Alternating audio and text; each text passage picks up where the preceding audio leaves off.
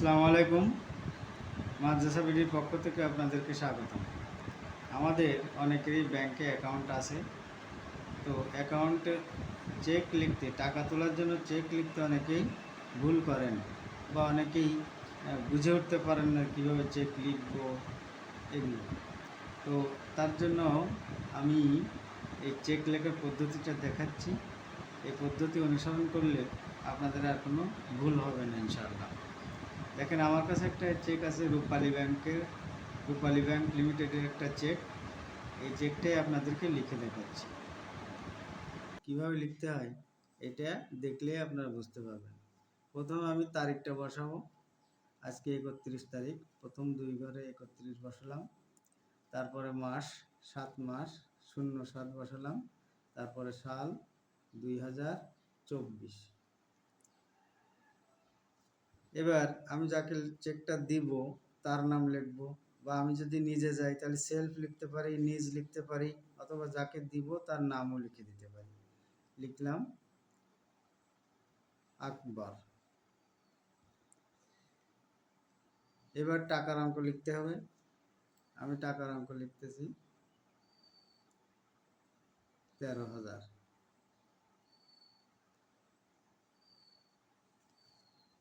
এবার এখানে বাংলায় লিখতে হবে অঙ্কে, অর্থাৎ 13,000 কথায় লিখতে হবে।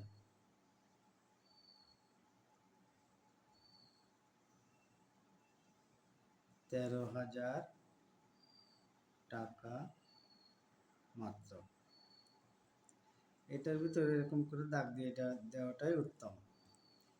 এবার এই চেকের টাকাটা আপনারা এখানে নোট করে রাখতে পারেন। যেমন আজকে এই চেকের মাধ্যমে আপনি 13,000 টাকা ড্র করেছেন। তারপর ব্যালেন্স অপর পৃষ্ঠায় ব্যালেন্স লিখে রাখতে পারেন। আমি যেমন লিখে রেখেছি, দেখেন এখানে আমার ব্যালেন্স ছিল 23,934। আমি 8,000 টাকা ড্র করেছি। আবার এখানে ব্যালেন্স 15,934 আছে। আমি আজকে 13,000 টাকা তুলতেছি। তাহলে এই টাকাটা আমি এই পাশে ব্যালেন্স হিসেবে লিখে রাখবো। ব্যালেন্স হিসেবে লিখে রাখলাম। এখানে 15,934 থেকে 13,000 গেলে 2,934 টাকা ব্যালেন্স থাকবে। 2,934 এভাবে লিখে রাখলে অনেক সময় জটিলতা দূর হয়। চেক লেখা কমপ্লিট। এবার আমি স্বাক্ষর করব। এই যে দাগটা দেওয়া আছে এই দাগের নিচেই কিছু করা যাবে না, কারণ কম্পিউটার যখন ট্র্যাকিং করে বা স্ক্যানিং করে তখন এটা ঝামেলা করে। এই জন্য এই দাগের উপরে স্বাক্ষর করবেন। আমি আমার স্বাক্ষর করে দিচ্ছি।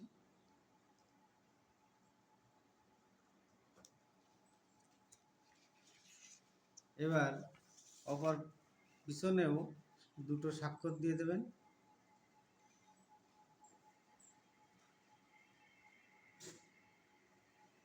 এবং আপনার ফোন নাম্বার লিখে দেবেন 01747606779, এটা লিখে দেবেন।